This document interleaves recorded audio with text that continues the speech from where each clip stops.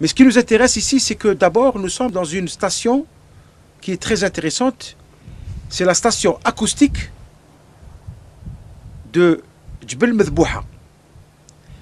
Djbel Medbouha, c'est une région qui se trouve au pied ou à gauche de la rive de l'oued Nouren. L'oued Nouren, je rappelle, c'est un oued qui démarre au nord et qui va se jeter par la région du couloir de Naga et qui va se terminer dans l'oued El Richa. Et donc, cette station est intéressante à plus d'un titre. D'abord, c'est une station où nous voyons très bien la présence de béliers. Voici le bélier. Là, on aperçoit les pattes à l'arrière, les pattes avant. Nous apercevons le col, la tête, et au-dessus de la tête, une espèce de cercle. Ça, c'est le bélier. Il est proche un peu du bélier de Boualem. En face de notre bélier, qui est très beau, qui est très bien gravé, qui a toute l'anatomie qui est bien précisée, nous avons en face de notre bélier un personnage, le voici, de mauvaise facture.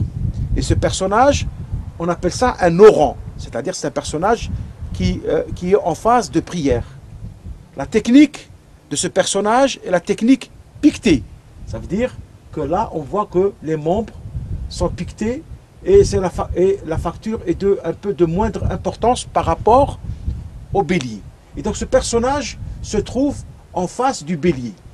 Ceci nous pousse à dire, et nous croyons, que dans la région de l'Atlas saharien, le bélier est une activité, une façon d'idolâtrie, comme un peu ce qu'on a vu avec la civilisation des pharaons, avec Amon-Ra, etc. Et là, donc, nous sommes en présence d'un site, d'un gîte de prière. Pourquoi?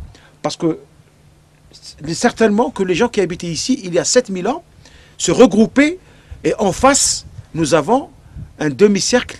Et donc, les prières qui se faisaient, la scène qui se passait, elle était liée aussi à des phénomènes acoustiques, c'est-à-dire que les personnages écoutaient tout ce qu'on leur disait par le prêtre ou par les personnages.